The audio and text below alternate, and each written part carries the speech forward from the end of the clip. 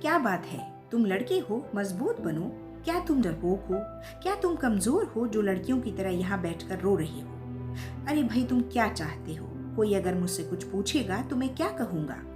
और छोड़ो ये सब, चलो बाहर निकलो, बी अ मैन, लड़कियों की तरह बैठकर आंसू मत बहाओ, एटसेट्रा एटसेट्रा।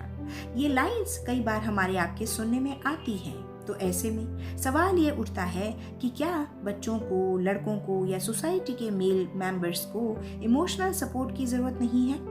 या वो इमोशनल सपोर्ट मांगते हैं तो क्या वो गलत है या वो कमज़ोर है? ऐसा नहीं है, बिल्कुल नहीं है। उनको भी एज ए ह्यूमन बीइंग उतना ही हक है मेंटल सपोर्ट मांगने का जितना कि मुझे और आपको है। इसमें कोई गलत बात भी नहीं है, बिल्कुल नहीं है। बल्कि आपके लिए जानना बहुत ज़रूरी है। क्या जानना ज़रूरी है? कि आपको जब भी इमोशनल या मेंटल सपोर्ट की ज़रूरत हो तो आप इसे मांगिए, ये नॉर्मल है। मैं आपको आज बताने वाली हूँ कुछ चीज़ें जो सबके साथ होती हैं, ऐसी बहुत सी मेंटल प्रोसेस जिससे हम सब गुजरते हैं, और हमारे लिए जानना ज़रूरी है कि अगर हम रोते हैं तो हम कमज़ोर नहीं हैं, बिल्कुल नहीं हैं।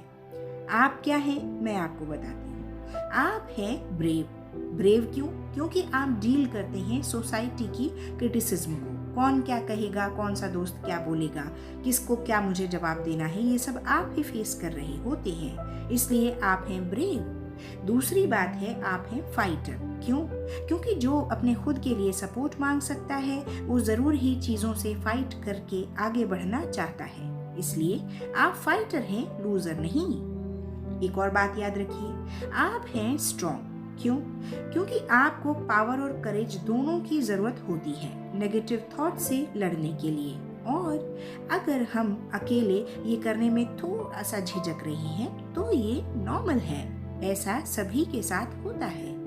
आपको ये भी पता होना चाहिए कि आप कोई रोबोट तो है नहीं या कोई मशीन नहीं है, आप हैं एक साधारण से मनुष्य, इसलिए आपको भी अपनी बात कहने का हक है, सपोर्ट तैयार करने की पूरी आज़ादी है, and which is not bad. अगली बात है, जब भी आप इमोशनल हो या खुद को कमज़ोर महसूस करें, आप ये समझें कि आप मैदान छोड़ने वालों में से नहीं हैं। क्यों?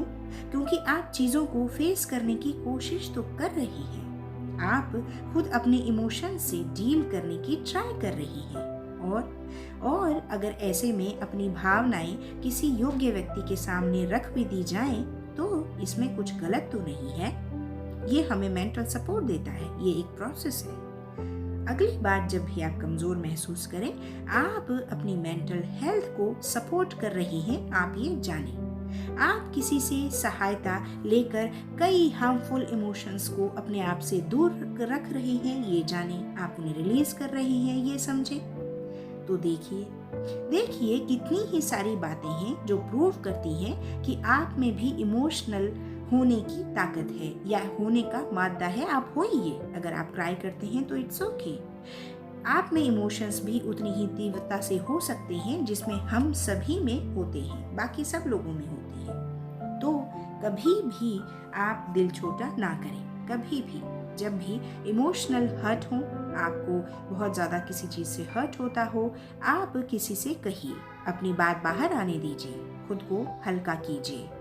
Hurt, anger, dissatisfaction, nervousness, loneliness और कोई भी हार्ट ब्रेकिंग जैसी चीज़ों में आप क्राई भी कर सकते हैं। यानी अगर आप रो लेते हैं तो ये कोई बुरी बात नहीं है, ये एक मेंटल प्रोसेस है।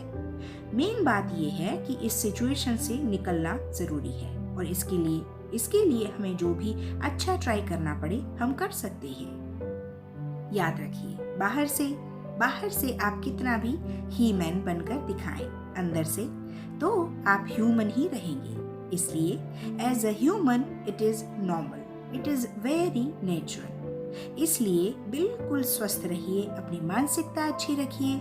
जब भी आपका मन करे आप अपने इमोशंस को रिलीज करिए, अपने मन में ज़्यादा भार मत रखिए, अपने आप को कमज़ोर मत समझिए।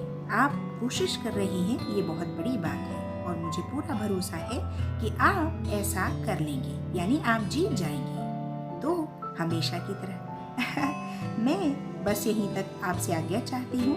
खूब आप खुश रहें, मैं ये प्रे करती हूँ और अपना ध्यान रखें। Thank you.